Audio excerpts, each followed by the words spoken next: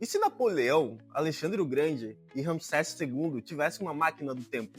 Eles não se limitariam a conquistar apenas o planeta Terra, mas sim dominar todo o tempo e espaço. É por trás dessa ideia que surge o personagem mais complexo de toda a Marvel, Kang, o Conquistador. E caso vocês queiram ter a experiência de ler todos os quadrinhos que eu vou falar aqui, uma ordem muito bacana é a seguinte: Quarteto Fantástico número 272 e 273, Quarteto Fantástico número 19, Doutor Estranho volume 2, número 53, Vingadores da Costa Oeste volume 2, 17 ao 22, a minissérie Rise of Apocalypse. Inclusive você pode usar no prequel a minissérie Shield, do número 1 ao 6. Antes de tudo, vocês têm que saber que o pai de Reed Richards, Nathaniel Richards, trabalhava para a Irmandade S.H.I.E.L.D., uma antiga organização que tem o objetivo de proteger a humanidade. Ela teve membros importantes como Isaac Newton, Leonardo da Vinci e Nikola Tesla. Os detalhes dessa organização e de como Nathaniel Richards trabalhou nela, vocês podem ver na minissérie S.H.I.E.L.D., de Jonathan Hickman. Talvez no futuro eu faça um vídeo sobre isso, mas agora vamos focar mais na história central em si. A questão é que numa dessas missões, o Nathaniel Richards, né, o pai do Reed, ele viajou no tempo, entre aspas. Na verdade, o que aconteceu foi que ele foi para outra dimensão, tá? A dimensão que a gente costuma acompanhar, que é a realidade dos personagens principais da Marvel, é a 616. E essa que ele foi a 6311. Nessa realidade, a Era das Trevas não aconteceu. Ao invés disso, houveram séculos de inventividade tecnológica. E muitas coisas que aconteceram na realidade 616 também ocorreram na realidade 6311, mas muito mais rápido. Inclusive a criação de super times como o Quarteto Fantástico, os X-Men, isso também aconteceu nessa realidade. Depois de muito tempo, a humanidade conseguiu criar uma colônia lunar. E após vários séculos, essa colônia quis independência da Terra. Mas a Terra não permitiu tão fácil. Eles entraram em guerra e nesse processo de bélico, a Terra acabou explodindo a Lua. Isso devastou toda a civilização e ela entrou em declínio.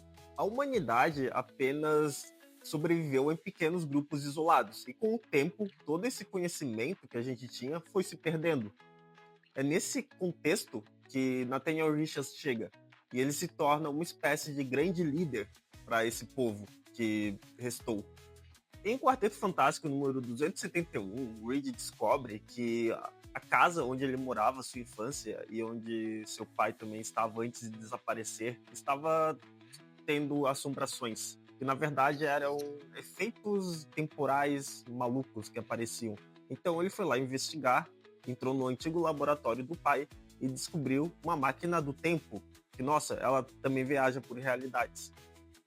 Bom, inicialmente eles acham que estão no Velho Oeste, mas na verdade descobrem que não. Esse não é bem o Velho Oeste, é na verdade um mundo alternativo. Esse que eu já expliquei antes, onde o pai de Nathaniel Richards virou uma espécie de líder e aparentemente ele é um ditador. Nesse mundo ele é chamado de Warlord, Lorde da Guerra, e posteriormente o Quarteto Fantástico descobre que, na verdade, quem está manipulando tudo é uma mulher chamada Cassandra Richards. Quando Nathaniel vai para esse mundo, ele conhece essa mulher, se apaixona, casa, tem filhos, e ela manipula ele. Meio que Nathaniel Richards não se atenta tanto às questões políticas, e a Cassandra vai lá e passa a comandar como uma ditadora. Cassandra é derrotada, e Reed Richards encontra seu pai pela primeira vez quando adulto, e esse é um momento bem legal, para falar a verdade. É um quadrinho muito interessante do John Byrne, vale a pena ler, que olha só a sacada que ele teve. O Kang, esse personagem, já faz tempo, né, nos quadrinhos, e aqui ele criou a origem dele. O Nathaniel Richards, pai do Reed Richards, ele teve esses filhos com a Cassandra, depois eles tiveram mais filhos, etc. Um desses descendentes foi Nathaniel Richards. Aí a gente vai requitar, isso é meio confuso, porque é o mesmo nome, tá? O nome do pai do Reed Richards é o mesmo nome do Kang. Só que para diferenciar, geralmente o pessoal chama pai do Reed Richards e Nathaniel Richards 616, e o Kang, de Nathaniel Richards, 6311.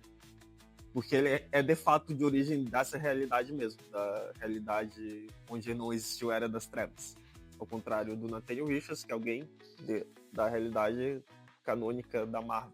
Essa realidade deu tão certo que ela era extremamente pacífica e uma utopia. Não tinha guerra, era perfeita. Mas esse descendente de Nathaniel Richards,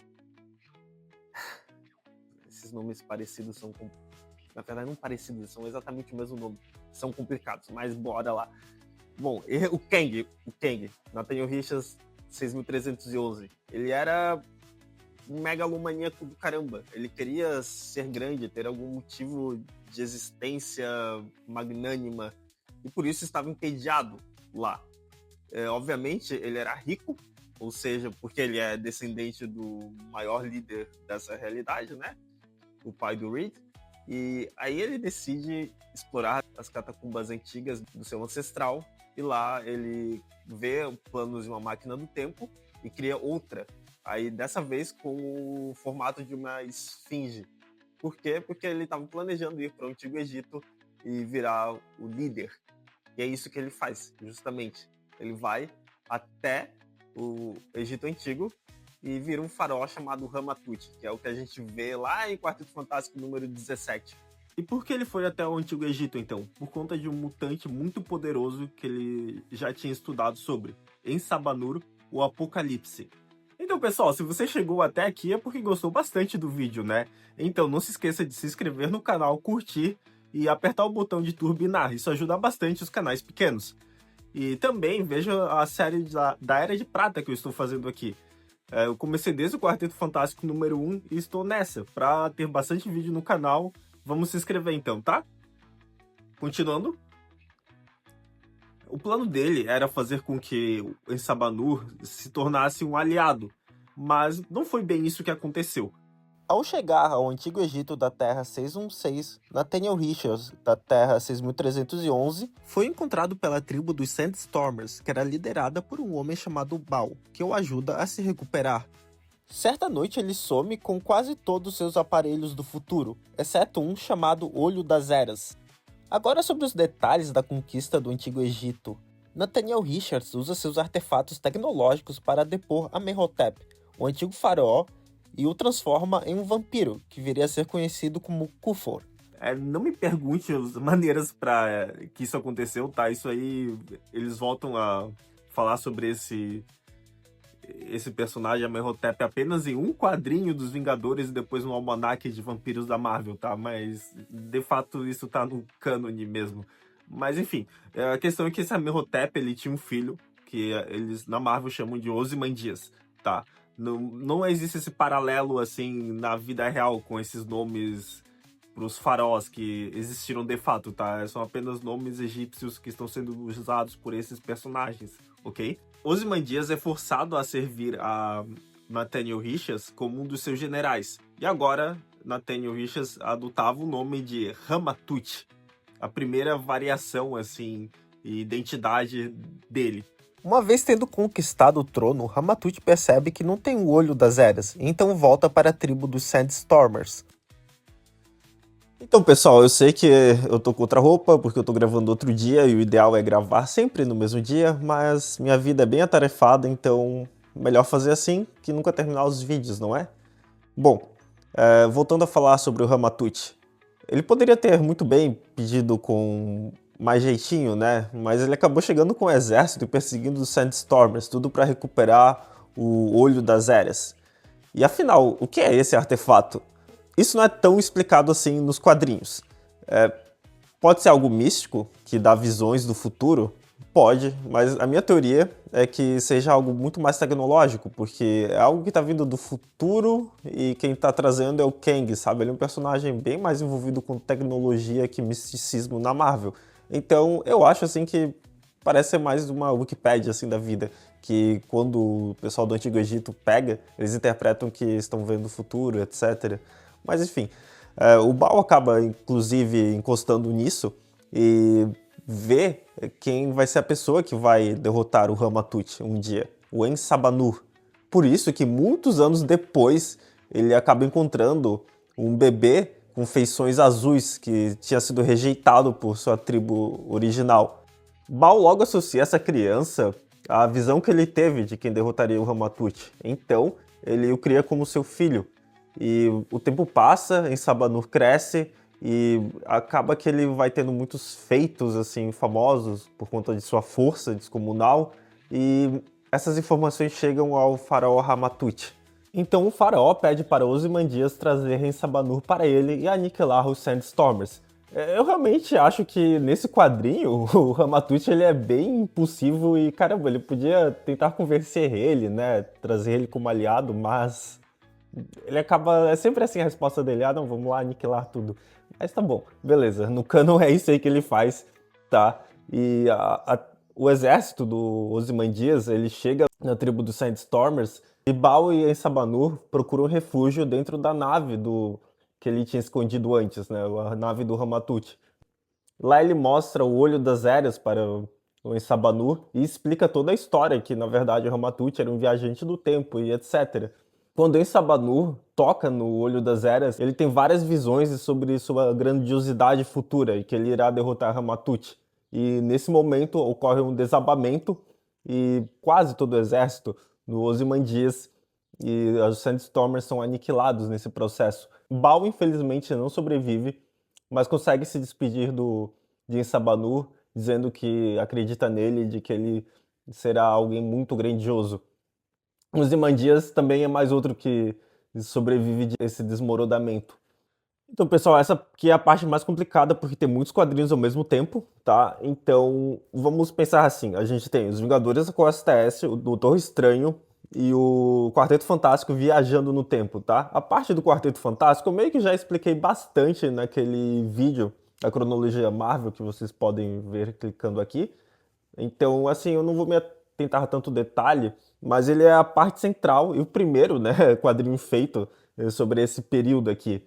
A questão é assim, basicamente, né, o Quarteto Fantástico ele volta no tempo para tentar achar algum líquido que cura a cegueira da Alicia Masters, e nesse processo eles conhecem o Ramatut, que vocês já sabem quem é, certo? Eles são aprisionados e um detalhe importante assim é que eles conseguem escapar, pois o Doutor Estranho ele reverte o coisa do estado dele de hipnotizado que estava para o normal. E assim o coisa vai lá e liberta todo o resto do Quarteto Fantástico. Isso aí foi uma mudança que teve, pois originalmente o que o Stan Lee tinha falado que tinha revertido coisa eram os raios do sol. Que eu realmente acho que era algo bem paia quando eu li assim, poxa, é assim que ele vai voltar ao normal. Acho que provavelmente o roteirista ali desse quadrinho do Doutor Estranho viu essa parte e quis, ah não, eu vou alterar isso aqui para algo mais condizente, já que o Doutor Estranho pode estar nessa saga voltando ao passado, ele vai fazer isso aqui. E realmente eu achei que ficou bem legal, tá? É um jeito assim de interligar as histórias e deixa esse universo muito mais com uma justificativa muito melhor, né? De como coisa voltou ao normal. Ah, e o que o Doutor Estranho estava fazendo ali? Pessoal, é o seguinte, eu vou explicar com mais detalhes toda essa saga, que seria tipo meio que a saga da Morgana Blessing do Doutor Estranho, quando a gente chegar na parte da cronologia Marvel lá. Aqui eu vou meio que dar uma contextualizada, igual eu fiz agora com o Quarteto Fantástico, onde a explicação mais completa está na parte da cronologia mesmo, Marvel, né, dos meus vídeos. Mas para vocês entenderem, assim, o que é essa saga da Morgana Blessing, né? Ela é uma escritora, tá, que acabou conhecendo o Doutor Estranho e pelo jeito eles já tinham ligações em várias vidas passadas. Acontece que num desses momentos, o Barão Mordo sequestra ela e leva ela junto com a Clea para o passado, lá em 1940 e pouco. Tá? Inclusive o Nick Fury aparece nessa revista. Mas beleza, ok, o Doutor Estranho vai atrás dele, acaba salvando a Morgana Blessing, mas quando ele volta para o presente, ele descobre que a Morgana está em coma, porque ao ser exposta a todas essas magias, parte da alma dela acaba se desprendendo e voltando pro passado, cada vez mais. Então ele vai numa saga, também indo em direção ao passado, buscando a alma da Morgana Blessing, até chegar no Antigo Egito, onde ela teve uma reencarnação também, tá? Essa alma ela sempre ia nas vidas passadas dela. E é nesse momento que a história do Dr. Hisaran conflui para essa do Ramatut também. Mas enfim, por que o Ramatut ele caiu? Porque ele estava enfrentando todos esses heróis assim ao mesmo tempo, inclusive os Vingadores da Costa Oeste, que eles estavam voltando no tempo. Por quê? Tem um vilão, que eu não vou entrar tanto em detalhes, tá? O nome dele é Dominus. É como se fosse um computador materializado assim, é como se fosse um Ultron assim da vida, tá? Mas bem menos conhecido. E ele tem uma máquina do tempo, assim, que consegue mandar os heróis apenas para o passado. Nessa saga, que é Perdidos no Espaço, eles vão indo para tipo, Velho Oeste, depois vão indo sempre para mais e mais atrás, tá? E acontece que eles se perguntam, tá, caramba, como a gente vai poder voltar pro presente? Aí eles lembram que, eles sabem, né, os heróis acabam se conversando bastante no futuro, que o Quarteto Fantástico, eles voltaram para o passado no Antigo Egito. Ou seja, tinha uma máquina do tempo no Antigo Egito. Por isso, eles vão até esse momento da história, especificamente, para eles poderem voltar para o presente. Porque aquela máquina aquele salto temporal que eles tinham, né, causado pelo Dominus, apenas enviava eles para o passado. Então, quando eles vão para lá, eles acabam enfrentando o exército do Ramatut também. Isso aí dá. Poxa, tem os Vingadores da Costa Oeste para enfrentar. Aí também tem o Apocalipse. Acaba que o Ramatut não conseguiu conter tudo isso ao mesmo tempo e o império dele desmoronou. Ele foi obrigado a sair para outro tempo. Além disso, o Ozymandias ele estava planejando um golpe de estado contra o Ramatut, porque ele era o filho do Amenhotep, né, que foi transformado em um vampiro pelo Ramatut. Ele queria vingança. Ele não consegue se impor, pois o Apocalipse já tinha despertado todos os seus poderes. Ele estava extremamente poderoso nesse momento e faz com que Ozymandias se torne o seu servo para toda a eternidade. Inclusive, Ozymandias vai aparecer em vários quadrinhos dos X-Men. Hoje é só, tá? Porque, nossa, já é bastante informação sobre o Kang, né? Possivelmente no futuro eu faça uma parte 2, onde eu vou explicar mais detalhes sobre o que aconteceu com o Kang depois desse momento, mas primeiro eu vou fazer várias outras partes da cronologia Marvel, tá? Espero que vocês tenham gostado. Não se esqueçam de se inscrever e enviar esse vídeo para todos os seus amigos que gostam de cronologia Marvel. Até mais!